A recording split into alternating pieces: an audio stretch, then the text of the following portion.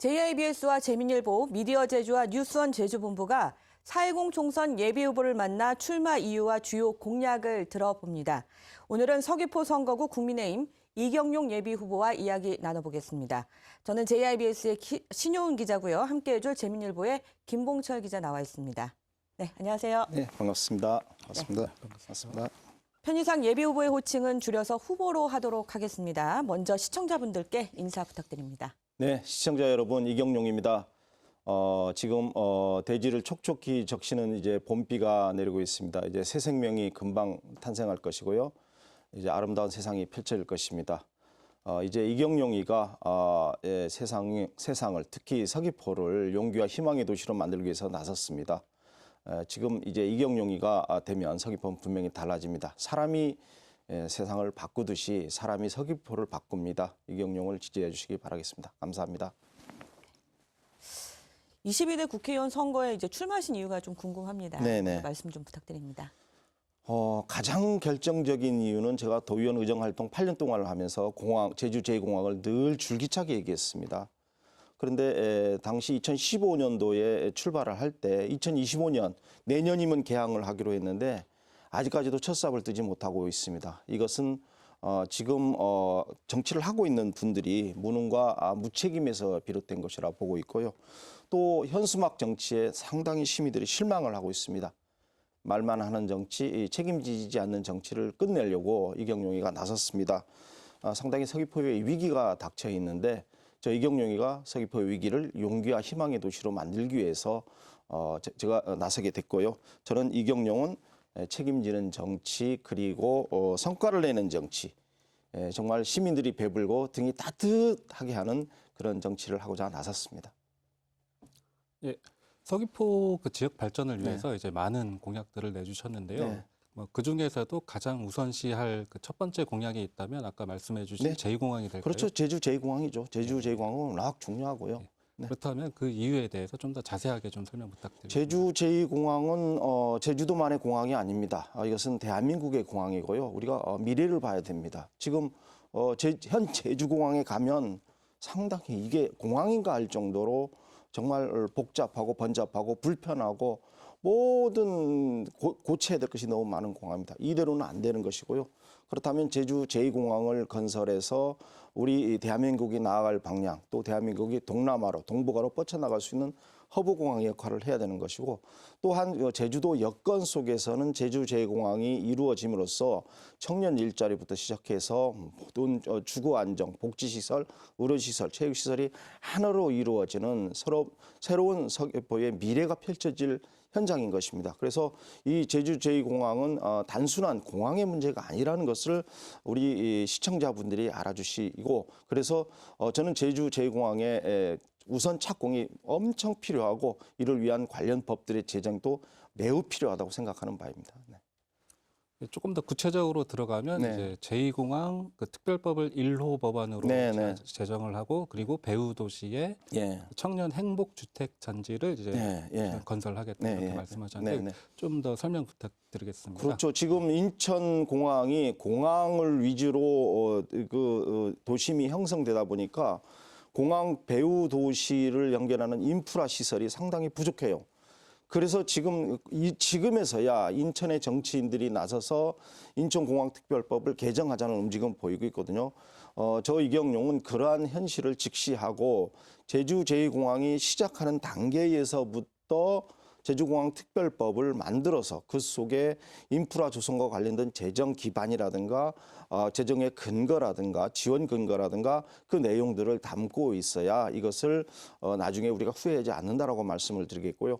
또 특히 지금 문제가 되고 있는 것이 제가 남원, 표선, 성산 이쪽에 선거운동을 해서 돌아다녀 보면 느끼는 게 뭐냐면 너무 고령화가 됐어요. 너무 고령화가 되다 보니까 정말 청년들이 다시 고향으로 돌아가서 일할 거리라고는 없는 겁니다. 농사 외에는 없는데 그게 마음대로 안 되잖아요. 그러니까 청년들이 일할 수 있는 일자리를 보장해 주는 한편으로 그럼 일자리만 보장해 주면 되는 것이 아니라 이들이 주거 안정도 꽤 줘야 되거든요.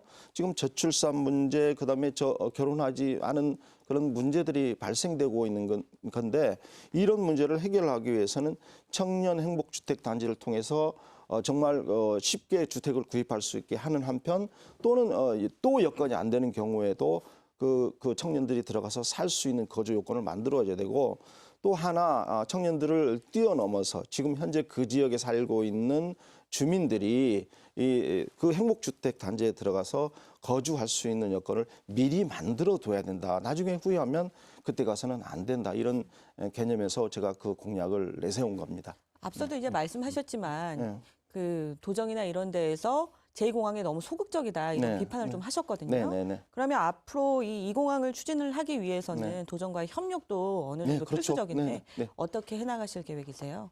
제가 국회의원이 되면 잘하죠. 제가 어떻게? 의정을 활동하면서도 잘해왔고요. 도정에서도 지금 방향은 거의 정해졌습니다. 그렇기 때문에 도지사를 만나고요. 제일 중요한 것은 기재부하고 국토부의 중앙 협력 관계가 오히려 중요한 상황이 됐거든요. 그러니까 도정에서 할 수 있는 것은 지금 뭐 환경 영향 평가를 거쳐서 도의회로 환경 영향 평가가 넘어가는 단계인데 도의회하고 이제 찬반 간의 그 갈등이 생겨날 수 있습니다. 오히려 그것이 더 중요하고 그렇기 때문에 정치적으로 지금 3명이 국회의원이 되면 여야가 합의를 하고 도지사가 모여서 같이 또 그다음에 기재부 국토부가 모여서 이 부분을 서로 의논하면서 해결을 해야 된다고 보고 있습니다. 네. 김봉철 기자가 또 질문이 있는 것 같습니다. 예. 그 서귀포시는 이제 1차 산업 비중도 좀 적지 않잖아요. 네. 그러면 이제 농어민들 위해서는 네. 또 다른 공약이 어떤 게 있을까요? 예. 지금까지는 이제 지원 유지의 공약이었는데요. 네. 지금 서귀포에 닥친 것이 기후 위기와 관련된 농작물의 변화입니다. 예를 들어서 무 같은 경우는 여름에 온도가 너무 높아지거나 또는 고온 다습 현상이 가속화되면서 무에 병이 걸려서 이번에 그 무를 이제 단가 약 10,000원 이하의 단가인 6,000원으로 거래되는 바람에 수익이 없어서 다 폐기 처분했고요. 귤 같은 경우도 만감류뿐만 아니라 노지 감귤의 열과 이게 찢어짐 있죠. 열과 찢어짐 현상이 발생돼서 저희 아버지도 감귤 농사를 짓고 있는데 열과가 너무 많이 발생돼서 가격은 올랐지만 수확량이 너무 급감되는 이런 현상들이 생기고 있습니다. 그래서 기후위기 대응과 관련된 농작물 변화에 대한 대응책을 반드시 강구를 해야 되고요. 그리고 또 하나가 이제 농민들이 느끼는 게 뭐냐면 지금 나이가 너무 들어서 이 토지를 팔고 싶다든가 또는 국가나 지방자치단체가 이 토지를 매각하고 매입을 해서 즉 수용을 하거나 이런 단계에 토지주들이 토지를 내놔야 되잖아요. 그러면 양도 차익이 발생되는데 현재의 요건이 너무 엄격하고 양도세 감면 요건이 1억까지만 감면이 되고 그 이하는 전부 양도세를 내야 되는 구조를 갖고 있습니다. 그러면 억울하게 토지를 공항이라든가 국가라든가 지방자치단체에 내놓는 입장에서는 이 양도세가 너무 부담이 되거든요. 그러니까 이 양도세 요건을 완화하고 양도세 감면액을 확대해 줘야지는 그런 정책을 펼쳐야 되고 또 하나 농사를 짓고 싶어하는 사람들이 또 있어요. 그럼 농업경영체 등록을 한 이 진정한 영농인에게는 농지를 취득할 때 취득세를 감면하는 정책을 과감하게 펼쳐서 영농도 보장해주고 영농을 그만두고 다시 떠나는 사람에게 새로운 대체 사업을 할 수 있는 자금 확보를 해주는 것 이것은 상당히 중요하다고 보고 있습니다. 네. 서귀포 지역에 아무래도 이제 농촌 지역이니까 네. 관련해서 이제 공약들을 얘기를 하셨는데 그 밖에도 저희가 이제 여론조사를 진행을 해보니까 민생이 너무 어렵다, 네. 경제가 어렵다 이렇게 얘기하시는 분들이 많아요. 관련한 대책 좀 준비하고 계십니까? 서귀포는 제주도 서귀포만이 아니라 제주도는 정말 관광이 아니면 안 돼요. 제가 도의원 시절에도 관광의 중요한데 1차 산업도 중요하지만 1차 산업이 차지하는 매출액 하고 우리 관광 산업이 차지하는 매출액 규모가 2배 정도 차이 납니다. 그러니까 관광 매출액이 한번 6조 정도 된다고 봐야 되거든요. 그러면 이 관광 산업을 키워야 되는데 관광이 지금 과거의 관광으로는 안 돼요. 그래서 제가 강력하게 추진하는 게 도의원 시절부터 추구해 왔던 것이 우리 스프링 캠프를 유치해 즉 체육과 관련된 것을 우리가 서귀포에 유치를 해서 이것을 가지고 관광을 할 수 있는 건데 지금에 있는 그 중고등학교 규모의 그 전지훈련 규모가 아닙니다. 이거는 미국 애리조나라든가 일본의 미야자키현 같이 대규모의 훈련 캠프를 유치를 해서 이것은 막대한 콘크리트 시설을 하는 게 아니고 지금 서귀포에 널려 있는 기후 조건에다가 토지 여건을 감안해서 지역 주민들과 협의하면 훈련 시설을 유치하게 되면 예를 들어서 축구로 얘기하면 손흥민이 속하고 있는 토트넘이 서귀포에 전지훈련을 올 수가 있습니다. 그러면 그 손흥민 선수를 보기 위해서 그 팬들이 서귀포에 오는 겁니다. 그러면 자연히 체육의 관광이 접목돼서 이게 고부가 가치를 만들 수가 있는 것이거든요.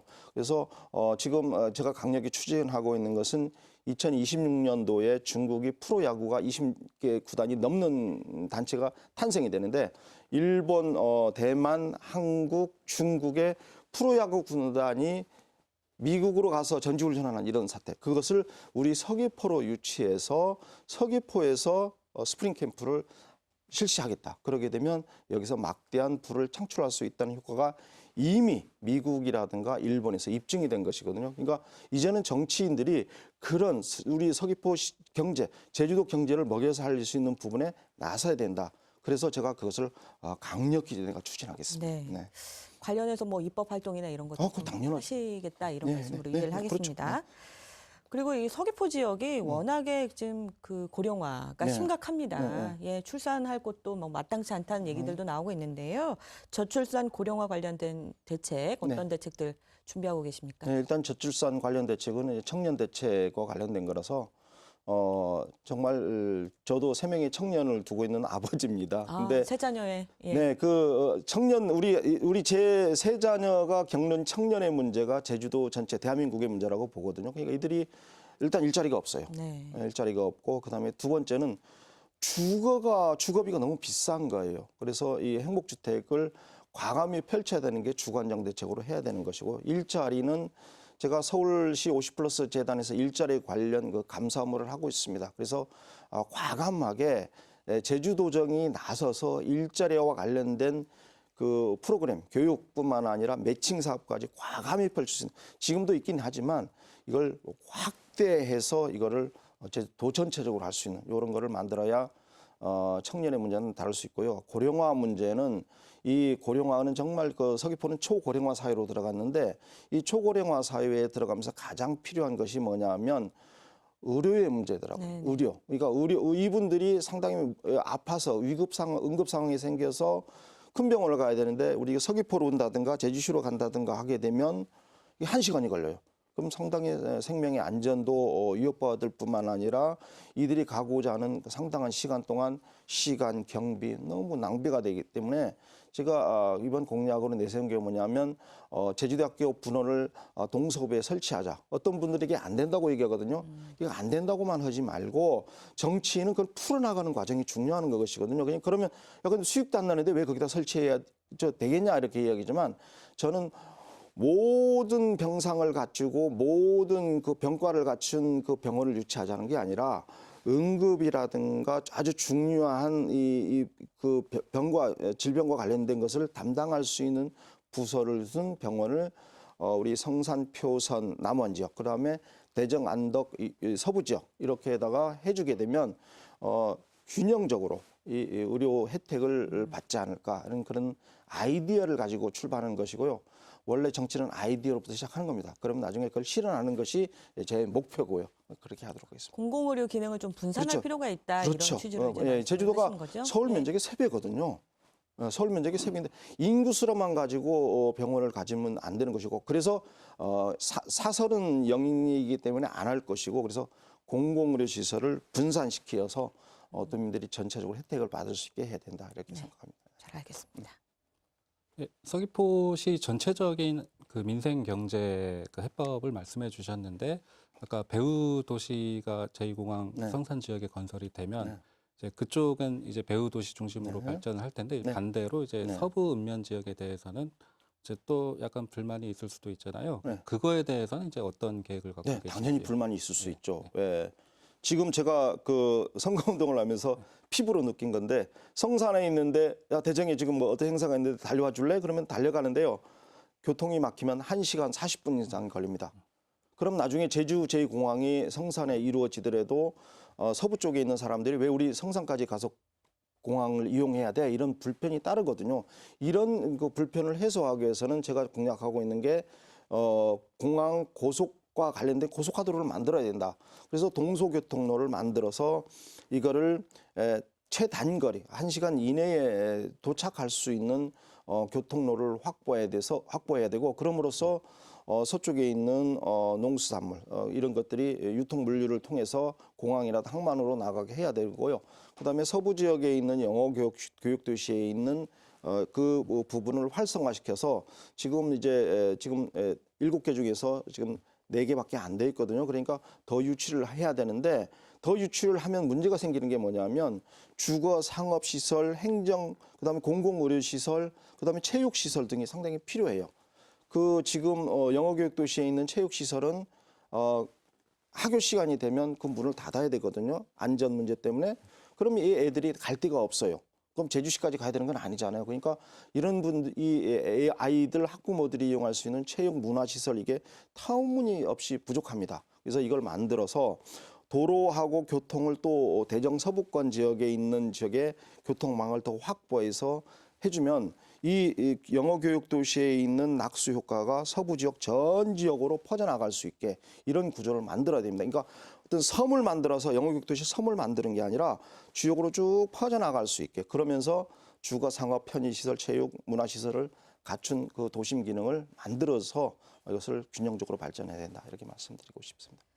앞서 이 서부 지역 발전을 위해서 동서 교통 네네. 시설을 이제 만들겠다 이렇게 말씀을 하셨는데 지금 오영훈 도정에서는 수소 트램 도입을 하겠다 이런 네네네. 입장을 좀 보이고 있는 것 같아요. 네네. 여기에 대해서는 또 어떤 입장이신지도 궁금해요. 네, 제가 언론에서 출연해서 수소트램에서 토론한 적이 있는데요. 수소트램은 실질적으로 제주도 여건에 맞지가 않습니다. 왜냐하면 이건 경사도도 상당히 문제가 될 수도 있고요. 너무 막대한 예산이 이루어집니다. 그리고 수소트램과 관련돼서 중앙정부의 예산 지원이 상당히 어렵습니다. 수소트램에 가지는 정말 편리성과 친환경성은 모두가 인정하는 건데 그보다도 더 우리가 동부와 서부를 연결할 수 있는 고속화도로 시스템을 만들어야 됩니다. 그래서 트램을 가지고 할 때에는 상당한 장기간 그리고 고비용 그다음에 이런 많은 여러 가지 제주의 경사, 오름과 관련된 것들이 많아서 상당히 저는 그보다 다른 대체안을 찾아야 되는 게 옳다고 봅니다. 동서 고속화도로라면 뭐 버스를 이용을 하는 겁니까? 지금 네. 이 서성로하고 살록도로가 있는데 지금 거리 제한이 50이거든요. 그러면 이 도심을 통과하려면 많은 이 토지주, 주거 시설을 갖고 있는 사람들이 반대를 할 거 아닙니까? 근데 서성로라든가 살록도로를 넓혀서 고속화도로를 만들면 아주 빠른 시간 내에 동서부를 오갈 수 있는 도로가 쉽게 연결된다고 보고요. 그런 걸 하기 위해서 정말 기금 펀드 조성도 필요하고 그다음에 특별법 속에 그 주변 인프라 시설과 관련된 내용이 들어갈 수 있게 만들어야 되는 겁니다. 알겠습니다. 네. 현재 제주형 행정 체제 개편으로 이제 세계 선거구 기준으로 개편하는 방안이 추진되고 있는데요. 이에 대해서 이제 후보님의 견해는 어떨까요? 다양한 의견이 나오고 있는데요. 네.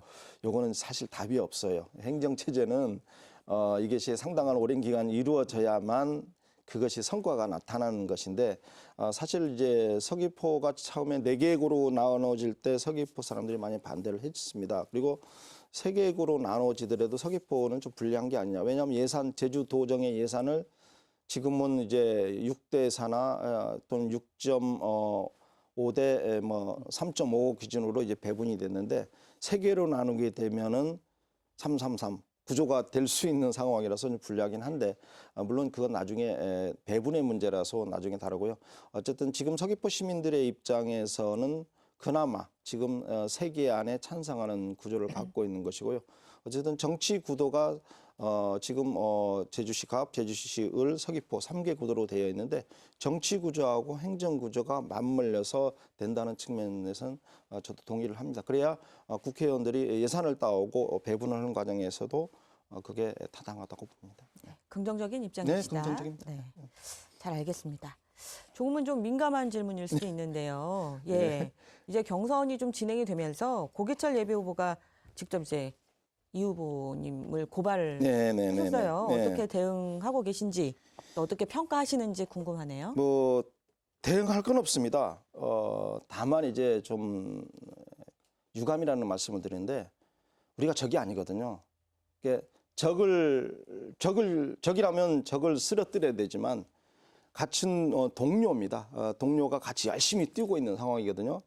그러면 열심히 뛰기 위해서 우리 축구를 할 때 몸싸움도 법이 허용하는 법에서 몸싸움도 할 수 있고 그다음에 뭐 이렇게 뭐 할 수 있는데 경쟁을 할 수 있는데 그것을 뛰어넘어서 법에다 고발을 하게 되면 상대방을 쓰러뜨리는 결과를 낳지 않습니까? 그렇게 되면 이것은 나중에 치유할 수 있는 상태가 상당히 어려워져요. 그래서 그 부분은 상당히 유감인데 어쨌든 제가 그 면접장에서 있었던 그 내용들은 사실관계는 사실 여기에 그 3명의 그 후보가 동시에 면접을 갔고요. 그리고 면접관들이 한 9분에서 10분 정도 다 동석을 한 자리에서 처음부터 끝까지 이루어진 것입니다. 그래서 제가 없던 사실을 언론에 호도하기 위해서 그런 것이 아니고 그 언론 보도 내용도 사실은 왜 면접에까지 이런 얘기를 해야 되느냐. 우리는 공정한 경쟁을 통해서 경선으로 하면서 나중에 힘을 합쳐서 나중에 우리가 추구하는 제주공항과 또 그다음에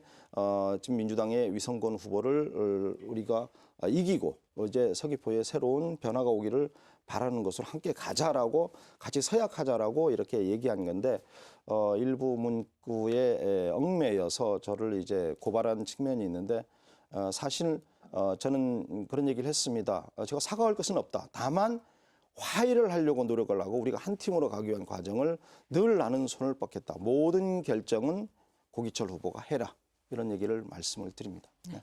사과할 의사는 뭐? 저는 네. 제가 잘못한 게 사실 없습니다. 그거는 정은석 후보한테 물어보십시오. 네. 그럼 뭐 원팀이 좀 될 거냐 뭐 이렇게 걱정하시는 분들도 있어요. 경선 이후에. 예. 근데 이제 그것은 이제 저의 포용의 문제고 되는 사람의 포용의 문제거든요. 결국은 제가 과거에 정치로 흘러가면 그 어느 정치인보다도 포용을 많이 했습니다. 이름을 구체적으로 밝히지 못하지만 저와 관계가 상당히 안 좋았던 모든 정치인들을 제가 포용하고 오늘 이 자리에 섰습니다. 그러면 우리 고기철 후보까지 제가 포용해서 나가는 정치를 보여주겠다. 그것은 이경용의 능력이고 이경용의 넓은 마음이고 바다는 모든 걸 포용한다고 하는 말을 제가 배우고 살고 있습니다. 알겠습니다. 네. 이번 총선에 대한 평가를 어떻게 하고 계신지도 좀 궁금한데요. 물론 이제 여당이시니까 예, 야당에 대한 평가가 좀 이뤄지는 그런 총선이어야 된다 이렇게 이제 생각하실 것 같은데 예, 어떻게 생각하시는지 말씀 부탁드립니다. 중앙 정치보다도요. 우리 서귀포 선거구는 서귀포 지역의 문제를 먼저 생각을 해야 된다. 나중에 서귀포 지역의 문제가 해결되고 나서 이 중대한 문제가 해결되고 난 다음에 중앙과 관련된 거를 해도 늦지 않다. 지금 서귀포가 갖고 있는 제주 제2공항의 조속한 착공 문제, 정말 청년들의 일자리 문제, 주거 안정의 문제, 고령화 문제, 저출산 문제, 1차 산업의 경쟁력 약화 문제, 그 부분이 너무나 중요하다. 이런 것을 현수막을 가지고 정치하기에는 지금 현실이 너무 빡빡하고 위기에 처해 있다. 이런 위기를 정말 책임과 행동과 그리고 정말 그 결과를 낸 성과를 만들어주는 정치가 필요한 시점이다.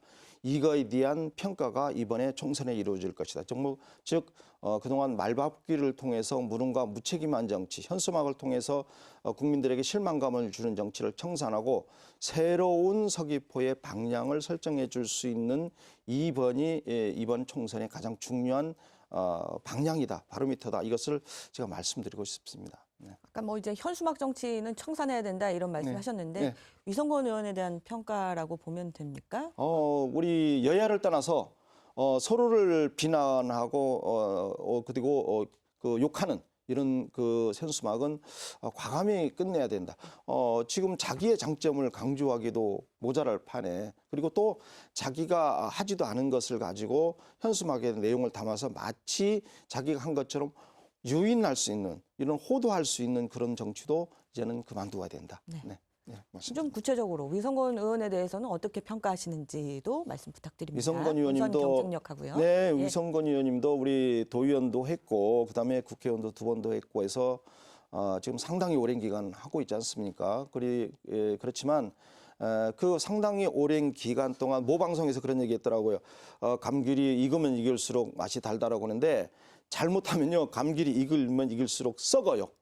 그래서 조생종 감기를 따야 되는 시기가 있고 그리고 우리 10월 달에 극조생은 10월까지 따야 되고 네. 그다음에 조생 감기는 눈 맞기 전에 또 따야 된다는 그런 게 있지 않습니까? 그러니까 이 오래되면 정치가 좋기도 하지만 잘못하게 되면 이게 못 먹는 귤이 될 수도 있고 상당히 오랜 기간 성과를 내는 정치를 보여왔다면 우리가 박수를 쳐야 되는데 제가 볼 때는 성과가 너무 미미하다.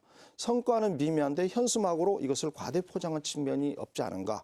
그래서 지금은 성과를 내는 정치인으로 바꿔야 될 시점이 왔고 네, 위성권 의원은 그때 책임을 져야 된다. 알겠습니다. 말씀드리고 싶습니다. 네, 마지막으로 이제 도민들께 드리는 말씀 간단하게 부탁드리겠습니다. 네, 제주도민 여러분 그리고 서귀포 시민 여러분 이제 정치는 바뀌어야 됩니다. 정말 사람이 바뀌지 않으면 정치가 바뀌지 않는다고 합니다. 서귀포에 있어서 상당한 모든 측면에서 위기가 닥쳐오고 있습니다. 이 위기를 용기와 희망으로 바꿔줄 사람 저 이경영이가 반드시 합니다. 그동안 성과를 많이 내왔고 8년간의 의정활동 경험을 통해서 축적되어 온 노하우가 있습니다. 이 노하우를 이제 서귀포 시민들에게 나누어 드리고 서귀포시에 있는 문제 해결에 앞장서겠습니다. 저 이경영에게 힘을 주시고 저와 함께 길을 걸어가 주시면 감사하겠습니다. 저 이경영은 반드시 제가 지킨 약속을 합니다. 도와주십시오. 이경영입니다. 감사합니다. 네, 이경용 예비후보와 나눈 인터뷰는 여기까지입니다. 시청자 여러분 고맙습니다.